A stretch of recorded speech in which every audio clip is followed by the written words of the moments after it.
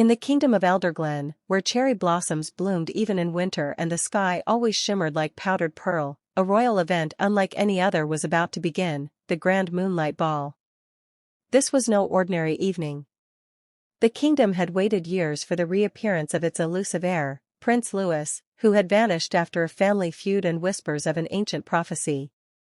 The story begins on the moonlit roads leading to the Crystal Palace of Elderglen, a sprawling neo-Gothic marvel of glistening turrets, spiked spires, and glass mosaics.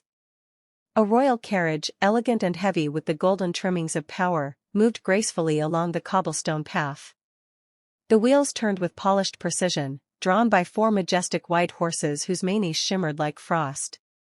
Inside the burgundy velvet curtains of the carriage sat Alice, a graceful, noble feline of snow-white fur and sapphire eyes, raised in quiet dignity at the estate of the Duchess of Windermere.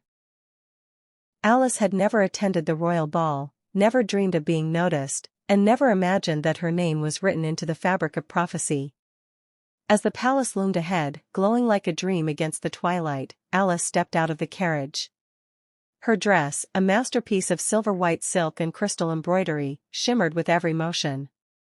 The hem of her mermaid gown gently brushed the violet carpet that lined the grand marble staircase. Her long silver hair floated like mist in the lantern light. The guests turned. Every eye followed her as she climbed toward the palace doors, not with arrogance, but with ethereal calm, as if the moment had always belonged to her. Inside, the palace hall was ablaze with gold and burgundy. The chandeliers hung like frozen fire above a crowd of aristocratic cats, crinoline skirts rustled as bejeweled ladies whispered behind fans, tailored coats and gleaming buttons adorned gentlemen in royal lineage. And then, the hall parted. A hush fell like snowfall.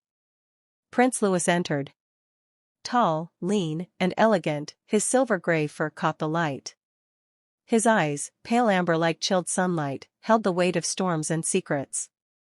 Dressed in a dark sapphire waistcoat stitched with royal emblems, and a fine crown of white gold, he walked with a gaze so commanding that the room itself seemed to bow.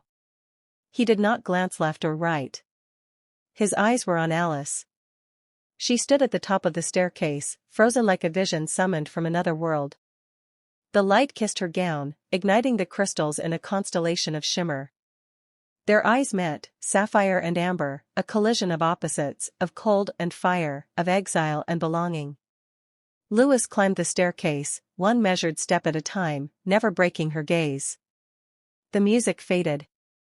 The ballroom held its breath.